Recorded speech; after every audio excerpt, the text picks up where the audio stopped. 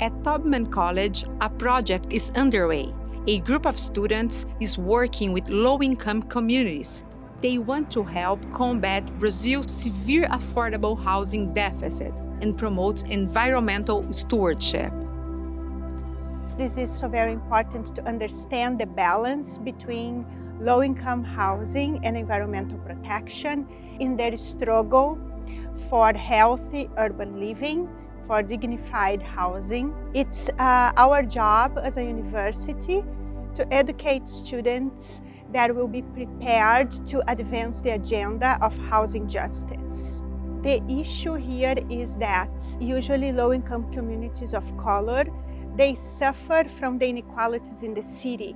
They don't have the right to a green and health housing. They are exposed to contaminants. They have precarious infrastructure, precarious homes. The important thing for our students and for our professionals is to understand these inequalities and to join forces with organized civil society, organized grassroots organizations to advance their agenda towards better quality of life for families. Anna Paula's work is really focused on participatory planning, and that is my area of interest for how we can use community engagement and participatory planning as tools to build more equitable, resilient, sustainable cities with communities really at the forefront of those decisions rather than like city officials or politicians kind of being the one driving decision making that may negatively impact more marginalized residents. O nosso grande papel é conseguir fazer com que o movimento tenha força política para serem autônomos na própria construção, para que eles não precisam de uma construtora ou não precisam de uma empreiteira. Eles conseguem gerir o dinheiro do Estado e conseguem administrar isso de uma forma que eles consigam levantar os conjuntos, né, as moradias. A construção da moradia é um meio, mas o fim é o fortalecimento comunitário, para que eles consigam, depois da moradia, conseguir batalhar por outras lutas, porque a moradia já vai estar garantida.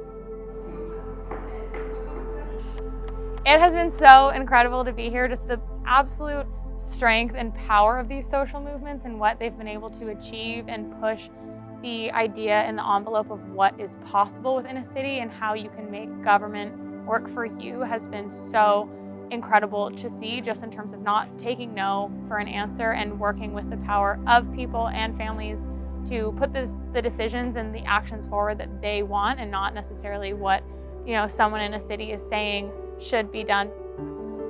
The community is planting trees and building a nursery to create a sustainable network that will serve other housing projects and parks in the impoverished neighborhoods of São Paulo.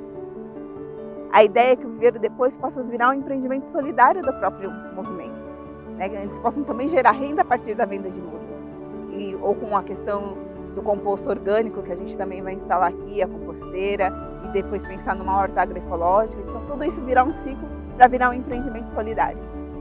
The nursery that we are working on here in São Paulo is really, really important for the work that the movement has already been doing with helping to legitimize it and making sure that they're meeting the requirements for the APP area of permanent protection.